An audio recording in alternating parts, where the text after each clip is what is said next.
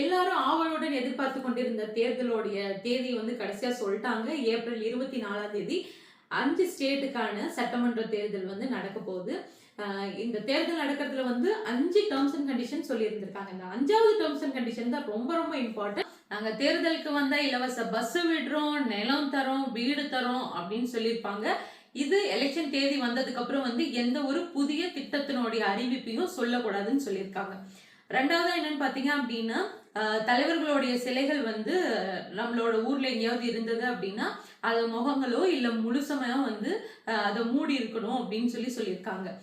மூணாவது வந்து பாத்தீங்க அப்படின்னா நைட்டு 10 மணிக்கு மேல எந்த ஒரு பொதுக்கூட்டமும் கூட்டக்கூடாது. லைக் வந்து கட்சி மீட்டிங் கூட நீங்க வந்து உங்க டிஸ்ட்ரிக்ட்லயோ உங்க வில்லேஜ்லயோ கூட நீங்க கூடி பேசக்கூடாதுன்னு சொல்லியிருக்காங்க.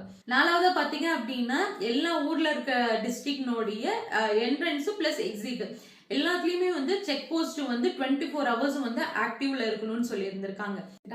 அஞ்சாவதான முக்கியமான பாயிண்ட் என்னன்னு பாத்தீங்க அப்படின்னா, நீங்க இதுக்கு மேல வெளியில போகும்போது 50,000க்கு மேல பணம் கொண்டுட்டு போறீங்க உங்களோட வாகனத்துல, அதாவது 2 வீலர்லயோ கார்லயோ பணம் எடுத்துட்டு போறீங்க அப்படின்னா அதுக்கான உரிய டாக்குமெண்ட்ஸ் வந்து உங்களோட கையில இருக்கணும். இன்கேஸ் இல்லைங்கிற பட்சத்துல அந்த பணம் வந்து பறிமுதல் செய்யப்படும். 50,000 கேள்வி கேட்பாங்க. அதுக்கு தான் இருக்கு நம்ம மோடி ஐயாவுடைய டிஜிட்டல் இந்தியா உங்களை அன்புடன் வரவேற்கிறது.